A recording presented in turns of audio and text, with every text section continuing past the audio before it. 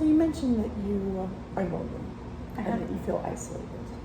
And you also mentioned, like we talked about, taking care of yourself and taking care of your husband kind of at the same time. What would you say is the priority as far as the thing that you would like to work on the most? The thing you'd love to change the most?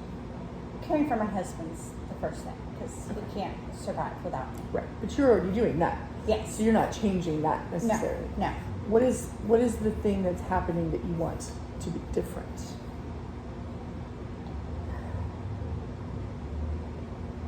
I'd like some help. I'd like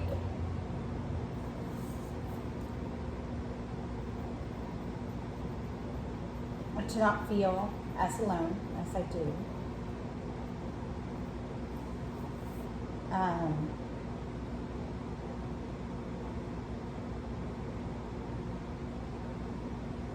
And it's just hard. It's a hard job. Yeah. And sometimes I just don't know how to cope with it. Let me ask you this. What makes the job hard? Like, let's try, I know that seems like maybe well, of course there's, like, it seems obvious what would make that job hard, but let's try and, like, boil it down to very specific parts of it, because you had talked before about cooking for him. Mm-hmm. And you love cooking. I do. And you light up when you talk Yes. about that. And so I wouldn't say that you would say that was hard. No, cooking's not hard.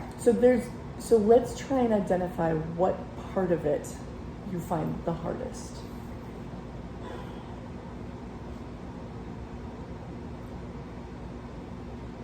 I miss my husband.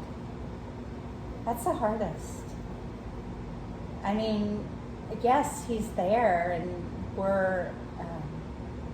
and I'm grateful that he's still here, but I miss him. After all those years of marriage, it's a big part of it. The physical care is a load. I can do the bathing, but that's very difficult.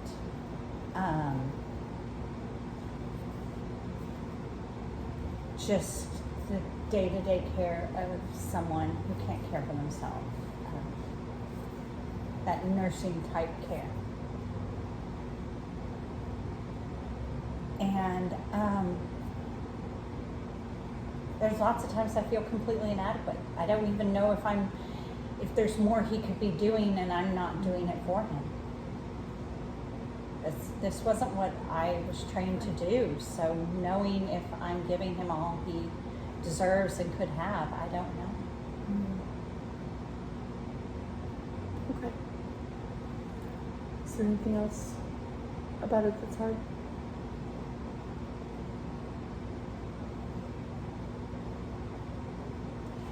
Him not being verbal and needing so much care has left us isolated.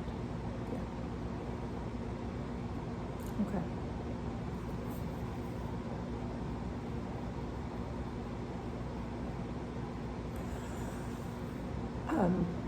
So kind of related to that, earlier you were saying that you need help.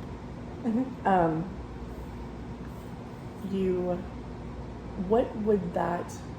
What would help look like? Like, what would be different if you had help?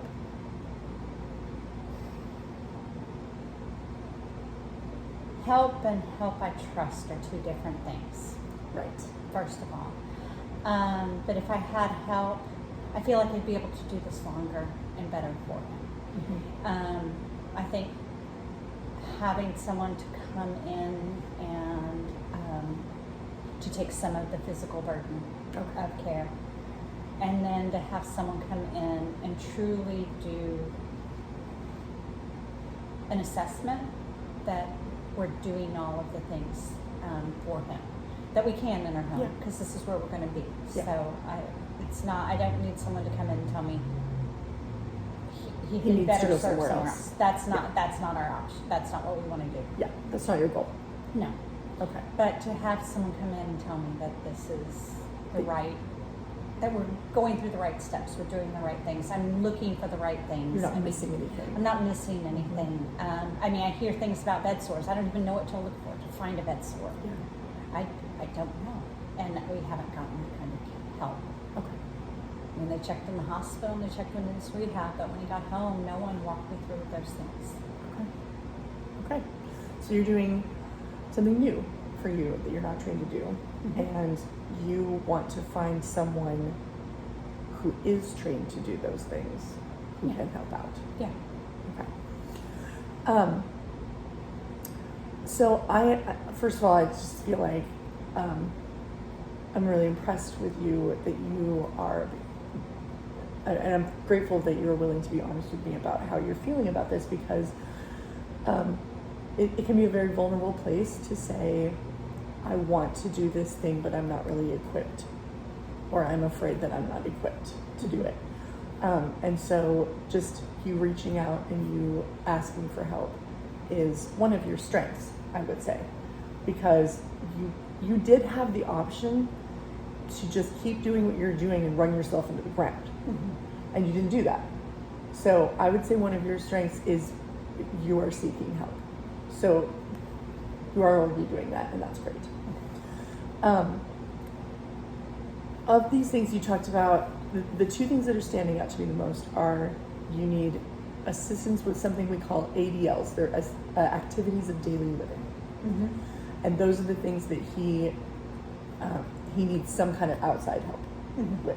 And then also you're feeling isolated. Yes. Would you say that those are the two big ones?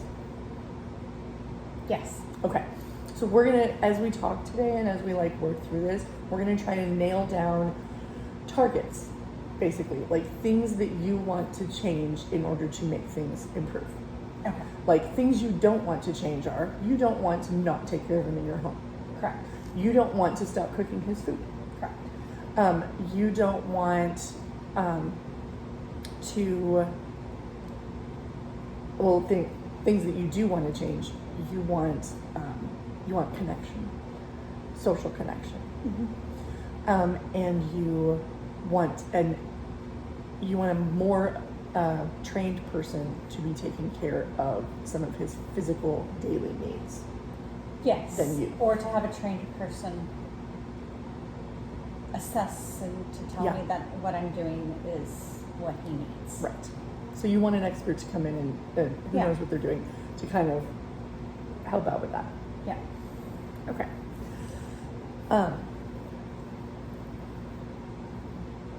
Let me ask you a question. If you were going to put your isolation, your feelings of isolation, that's the one I want to focus on right now, because you are taking care of him, and in order for you to be able to do that, you have to take care of yourself. The whole put the oxygen mask on first Yeah. thing.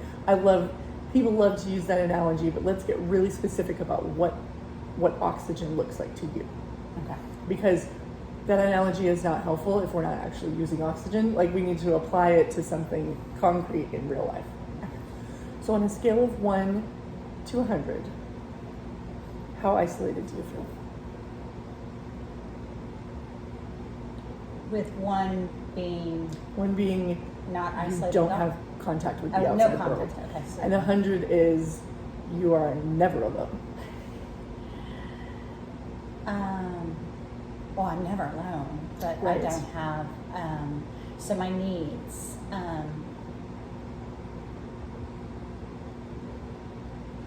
I think,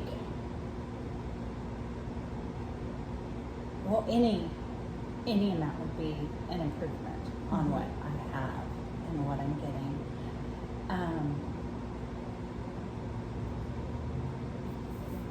So I would say, it's hard to fathom it, because then I start, my mind goes to all the logistics of how would that even happen if I ever got that. So you're not changing anything right now. You're just describing how you feel with How- everything staying exactly the same. Okay. Everything staying exactly the same. I would say that I am isolated the majority of the time. And I'd say, like, I guess the scale doesn't make sense to me, so I'll try and put it in my own words. Well, let's back up then. What makes more sense? Because you're doing a self, you're A self. rating yourself. What makes more sense? So in a week, let's go 7-day week. Okay. In a 7-day week, I may see someone once, and I may get 3 phone calls that aren't related, that Okay. are having conversations. So we're going to call it, the scale is how many times in a week? Okay. So 1 time per week. It's visitation, seeing another person who isn't coming for medical care or Right. OT or that. Even though sometimes those do help, it does. And then you just have contact with people maybe 3 times. Yeah, like a Other phone than call that, and like- checking in Mhm. on me, calling to share something that's going on, whether that be our son or daughter Mhm. or a friend. Okay. So, So what would those numbers look like for you to say the problem solved? I no longer feel a I no longer problem feel of isolated. isolation. I'd say seeing people and getting out of house, because I would add those 2 together, because I think those are similar. One's easier to see people most of the time. I'd say maybe doing that 3 times a week, 4 times a week. It's hard for me to see feasibility, so that's where I would say, like right now, Yeah. I think I'd be perfectly happy. And then, a phone call a day of talking to someone and chatting, or someone reaching out to me, so I don't feel like I'm such a burden on the people I care about or my friends. So 7 times. That would be. Okay.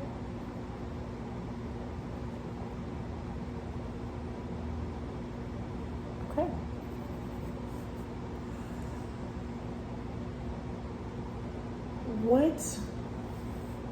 Let me look at this real quick. Let's put a pin in that and let's come back and talk about the assistance. What are you getting right now? Because you mentioned that you had some medical people coming in and working with your husband.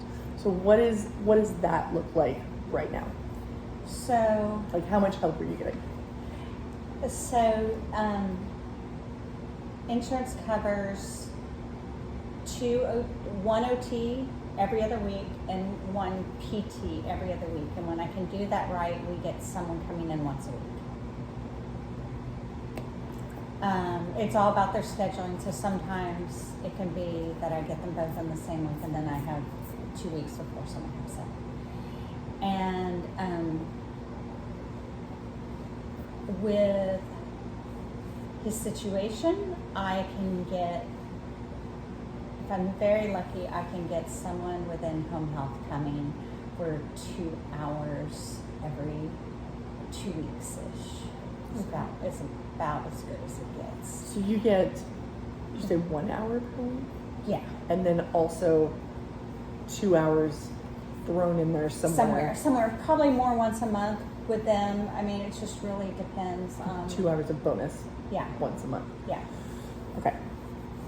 So same question, what would those numbers look like if you could say problem solved? Money not an option.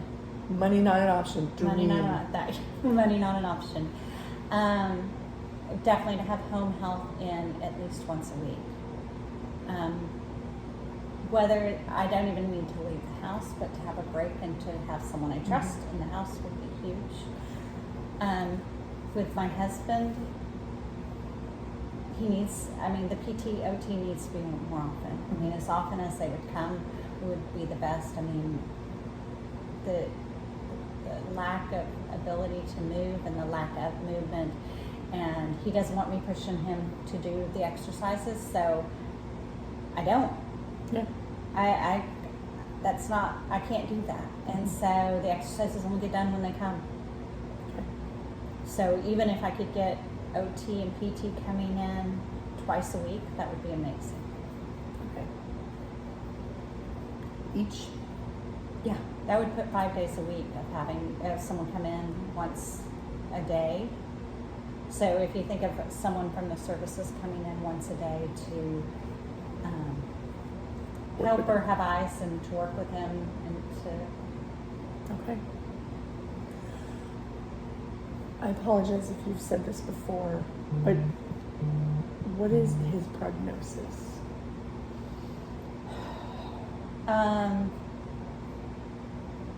his prognosis is this is where he's at, and they haven't said for me to expect any changes. Okay.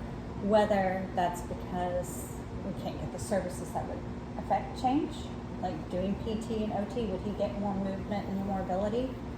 I don't know, because when you get to a certain age, the doctors start dismissing you. They Yeah. see you as close to dying, so they don't really put in the time. They don't try and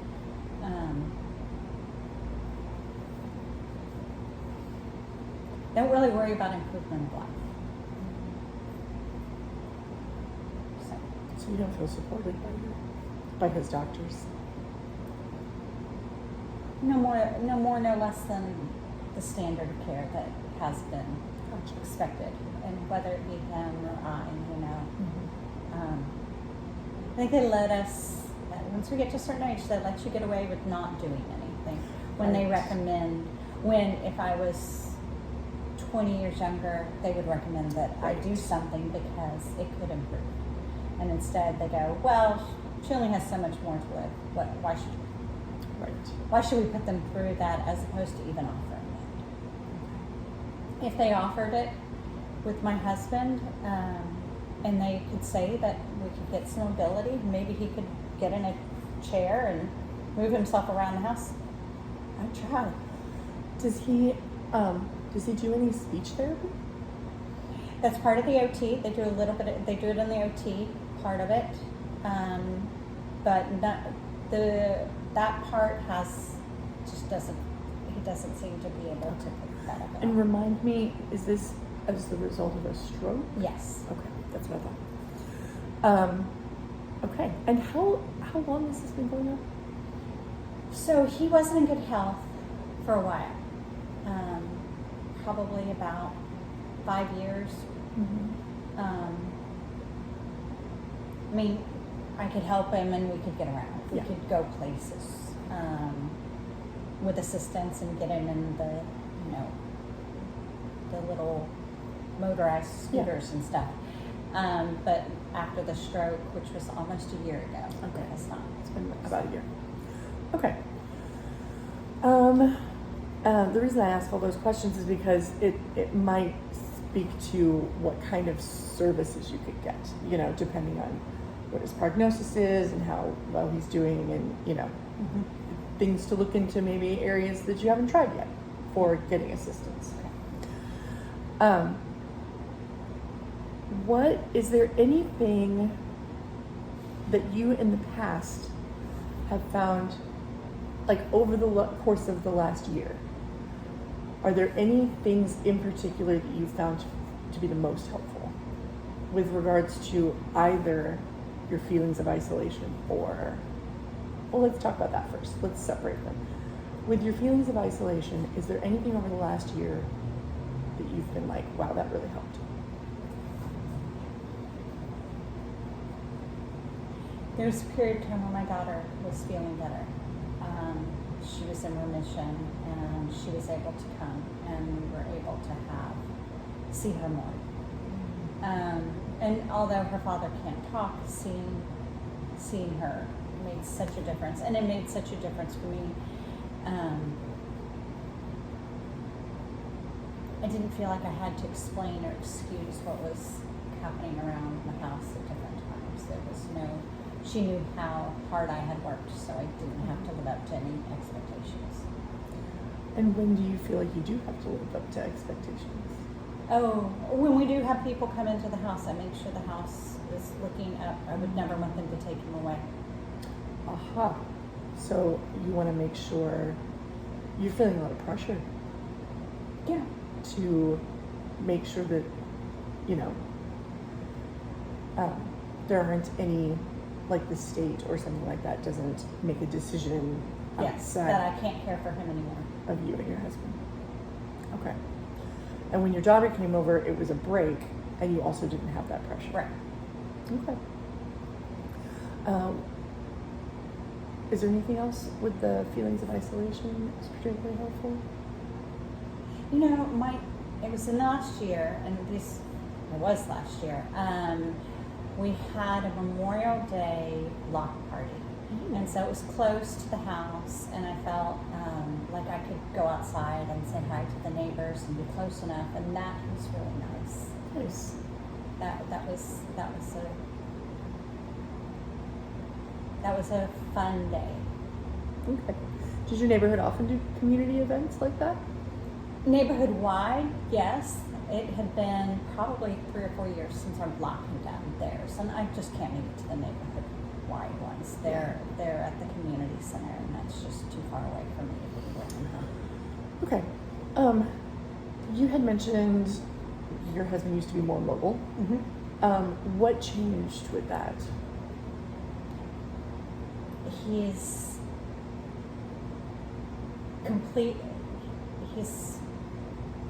they call it partial paralyzation, but it's pretty complete. Okay.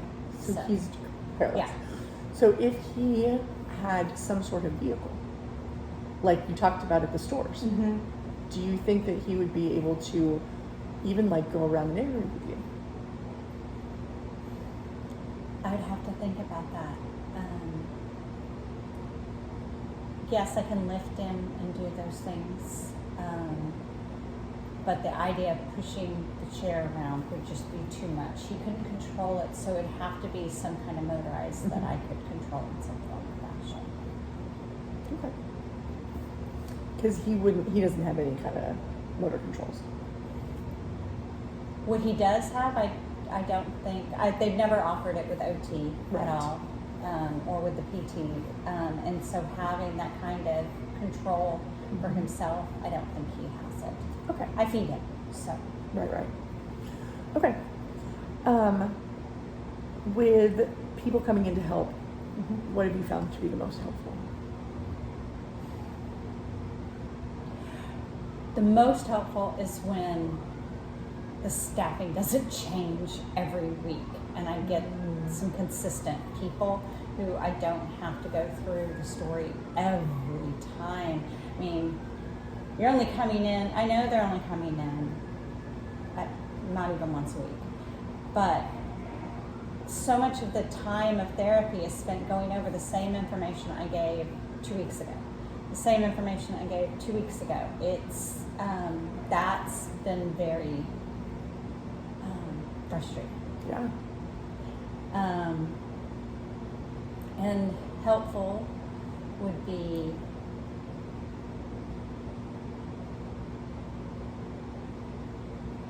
when the nursing, there's a couple of nurses who are willing and able to do a good job. They're not,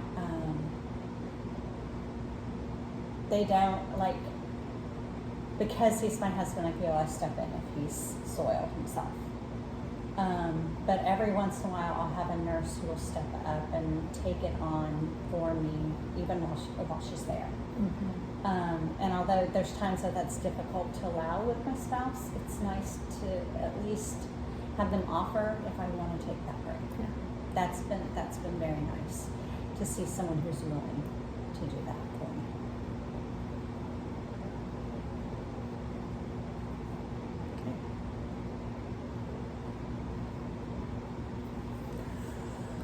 Okay, so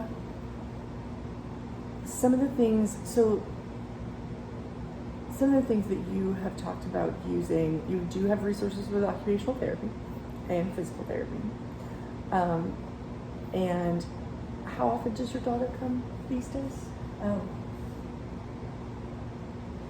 I think we may have seen her a month ago. Okay. So she's just not well enough to come. She'll call and check in, but So that's one of your calls yeah. that you get sometimes. And I would say that one of your strengths is just tenacity. You know, you just keep going. This has been going on for a year, and it sounds like it just hasn't improved a whole lot in that year, but you're just hanging in there, and you're keeping on, and so that's something that I can see. You're, like I mentioned before, you're reaching out for help. What kind of coping skills do you have, like, when things get too overwhelming? What do you do? Watch TV. Okay. My eyesight's not great, but I still like to crochet, and Ooh. crochet I can do with the eyesight. It's by touch, so it works out a little Yeah. better. So I will pull that out. Nice. At some point, your hands just remember how to do that. Yes. Yeah. And then it sounds like those are also things you can do around your husband. Like Mhm. you can do, and so you don't feel like you're Right. not there. Yeah. Yeah. Do you have any coping skills that make you feel better that are not around your husband? I love walking in nature. That's my favorite. And listening to different birds and trying to find them. But I can do that in the backyard too.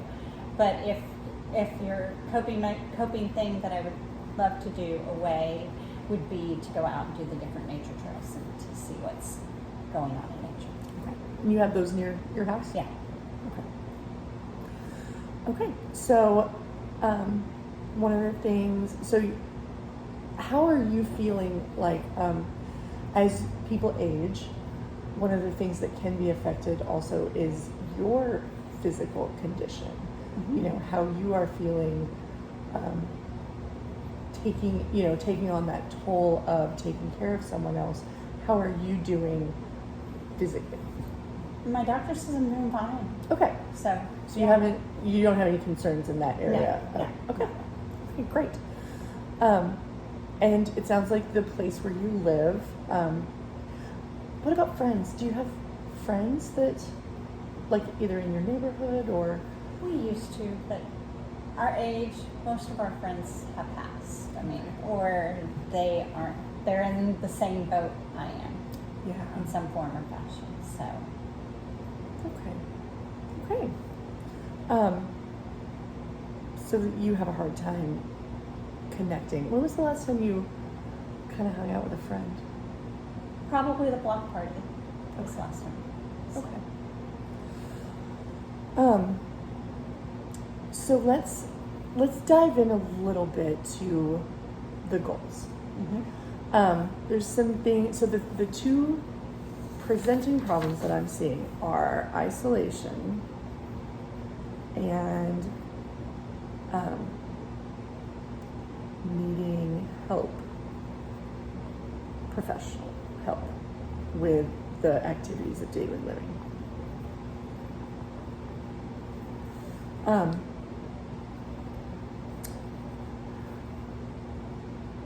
Those are the pragmatic goals that I'm seeing that are going on, but there's also, I just want to touch on the emotional side just a little bit, because there's a couple of different things that I'm noticing. One is there's a lot of times that you're mentioning there are people who come in, and you haven't mentioned that you leave when they come. Is that something that you do? Well, as I said, they ask a ton of questions. I don't get the same people. So, although they may, in theory, supposed to be there an hour, it's 20 minutes of questioning. Yeah. There's no time really to go anywhere. I may go out and sit in the backyard while they do his therapy, but a lot of times they want me to watch, thinking I'm going to do it, which we know he's not going to. But I feel like if I say he's not going to do it, then they might not come, or so they may decide that therapy's not working, we don't need to come and do the OT because it's not going to get better, and they'll stop even coming altogether. Okay. So that's one of the risks It is the risk of you not being there. Of me not being there, and saying that he's not going to do it, so that we need it more often. So I'm noticing that there's also a fear that the people who are taking care of him aren't going to take care of him the same way that you do. Mhm. And that's true. They're not going to take care of him the same way that you do. But it is possible that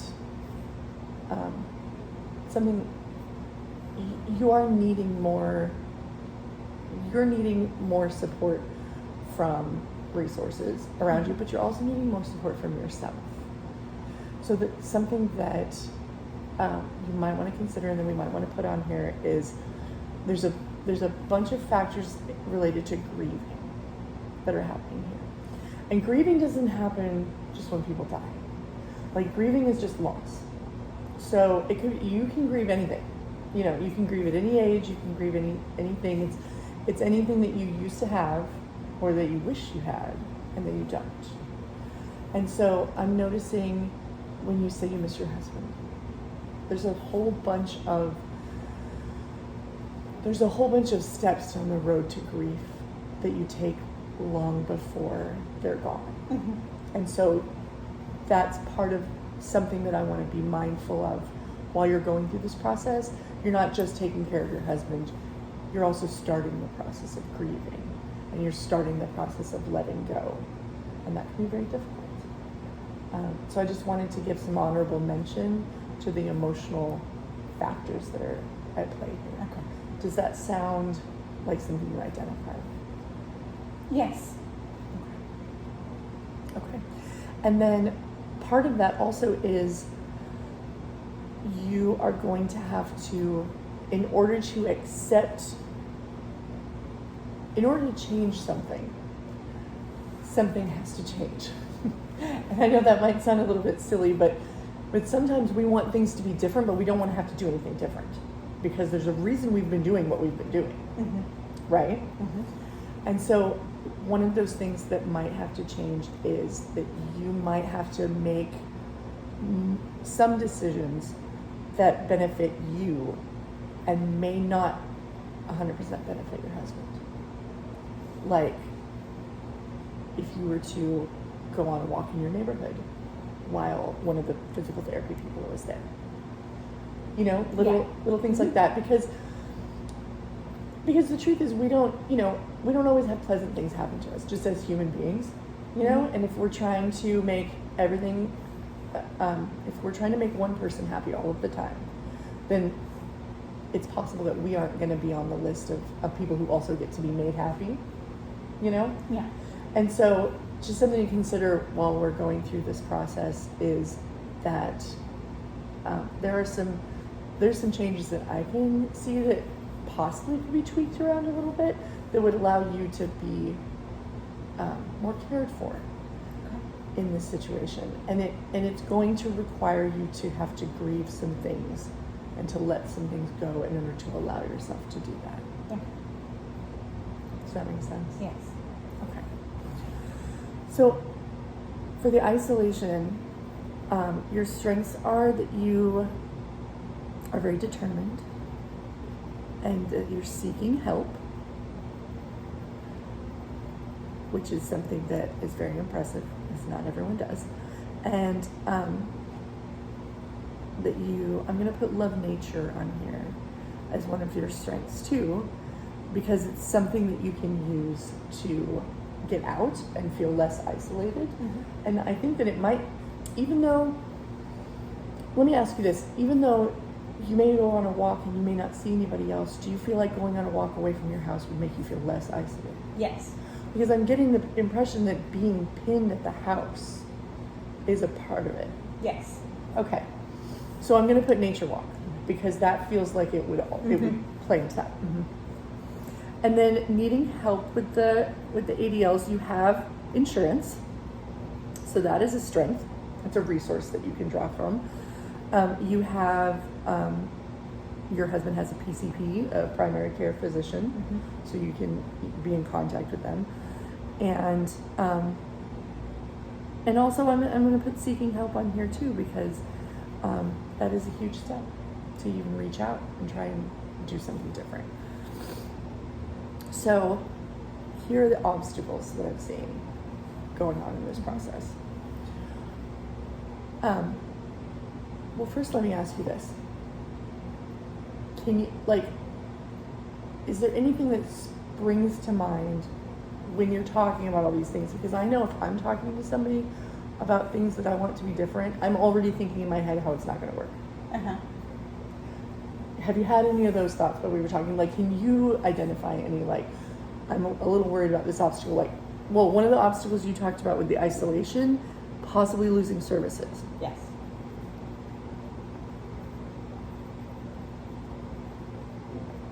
Can you think of anything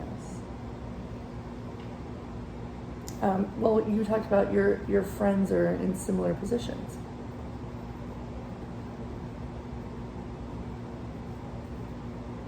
Like, that's an obstacle to the Yeah. isolation because they're also And my husband's inability to get around. mobility issues. Okay. Can you think of anything else? No. I'm going to add on here, I'm going to try and, because these are all a little bit like concrete, and I'm going to try and tack on a little bit of the emotional stuff too with that. I think that one of the obstacles in your isolation is fear. I believe there are lots of things that you're afraid of, which is why you are very hands-on with taking care of your husband. You're afraid that the services might not continue. You're afraid that he might not get taken care of well. You're afraid that, I mean, I think that I'm there's afraid also... he can be taken away from me. You're afraid that he could be taken away from you, absolutely. And so I think that fear is something that is also an obstacle for you being able to separate from him, even for a little while. And you feel like that's accurate? Yeah. And then, let's talk about getting help. Obstacle, Money. money, Cost. of course. Insurance coverage, No. because you said you're already getting everything you can get. Also down here, ending services, the risk of ending services.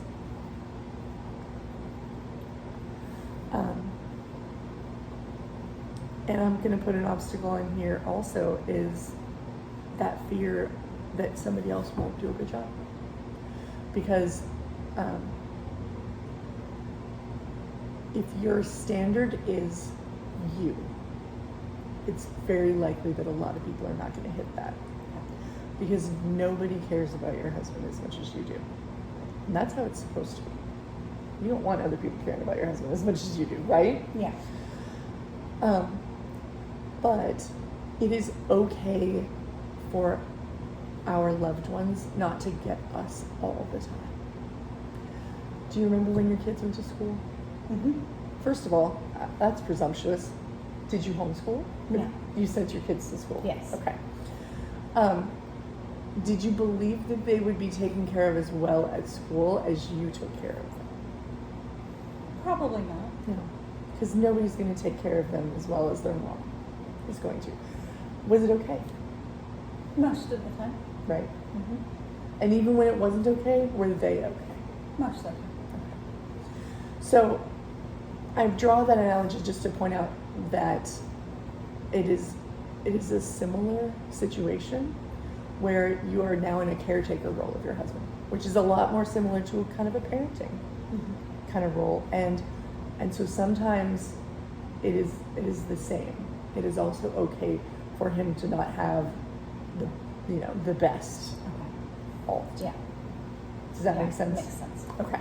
So I'm going to put that fear on there because you're also, it's getting in the way of you being able to Yeah. let somebody else step in, Because human beings are complicated. We can want somebody to come and help and also not want somebody to come and help at the same time, Yes. Okay. So one of the things that we do is we want to nail down what an actual goal is. Okay. So if we're going to change something about the isolation, so the goal is right now, we're talking about getting, you said you have once per week. Generally someone comes in. Once per week, not once per day, once per week. Once per week. And once per day is what we're looking for. You're like, sure. So what? That's a hell of a lottery ticket. Right? I mean, somebody's got to win the lottery. Okay, so when we're looking at the goal, we can't make a goal about what happens with the physical therapy people. Like if you've hit your insurance and that's all that there is right now, we can make a goal with like looking into other resources to come in. Okay. Just in case there's a rock you haven't turned over yet. Okay? So let's say something like at your hospital, there might be like a care coordinator that you could sit down and talk to and say, here's my insurance, here's my husband's situation, here's his age. Is there another insurance that he could get? Is there another thing that he can qualify for that we can get some more help? Okay? Mm-hmm. So the goal is to have a caregiver come in. Right now they're coming in once a week. How do you feel about twice a week? Sure. Yeah, it's an improvement. I'll It's take an anything. improvement. Yeah, anything that's double. Right. Okay. Twice per week. Okay, so tasks that we can do. I am going to reach out to the people I know with the insurance and see if there's anything specifically about, like any resources like that. I'll get you our information. Great. And what if something you can do along that line? So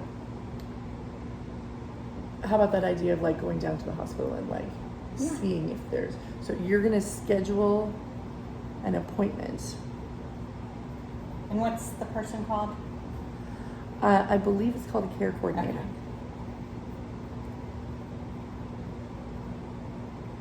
Okay. At the hospital.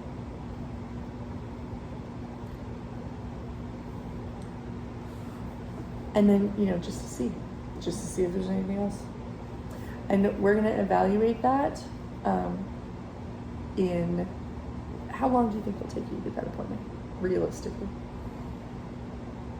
My husband, we're supposed to go in for a doctor's visit on 2 weeks. So I think while I'm there at the doctor's office, I'm going to ask to talk to someone there. That sounds great. So I'm going to put 2 weeks on that. Okay.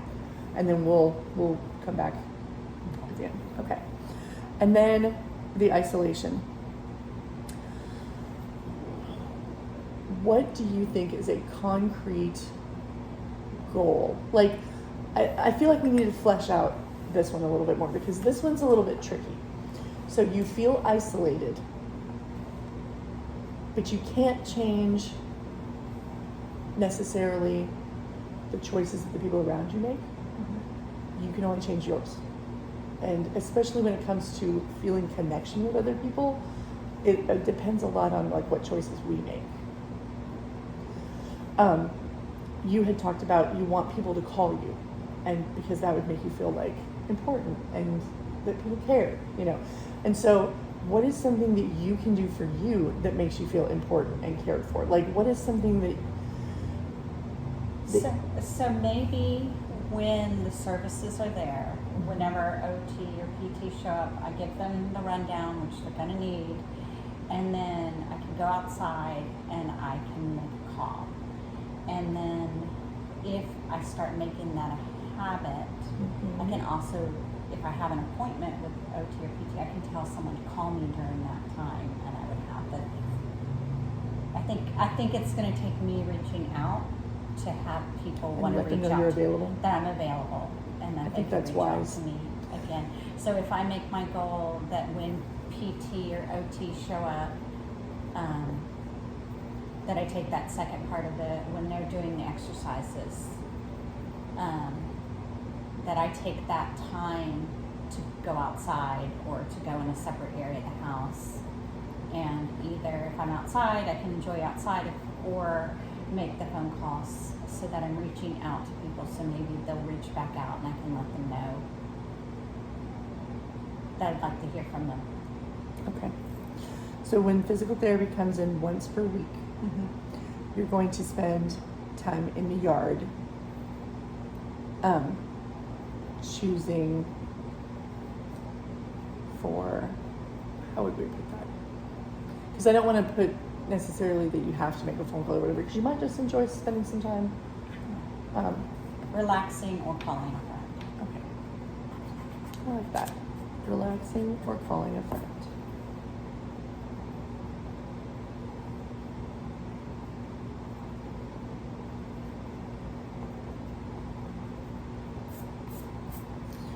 Okay, and so your task would be reach out to your friends,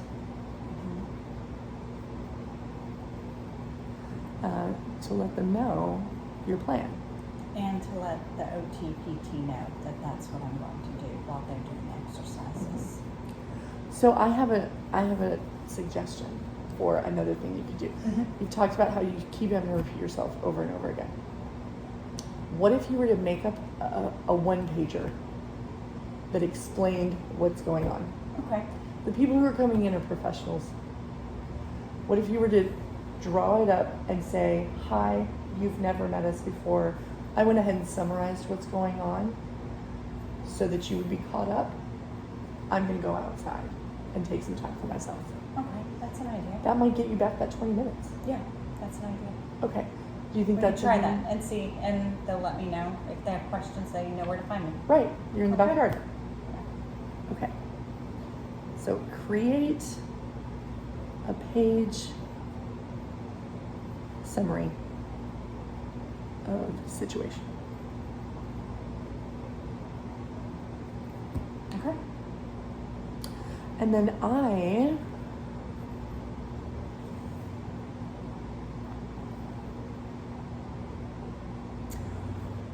I'm going to get you a resource about grief. Okay. And You mentioned last time about a support group. Do you know any caregiving support groups?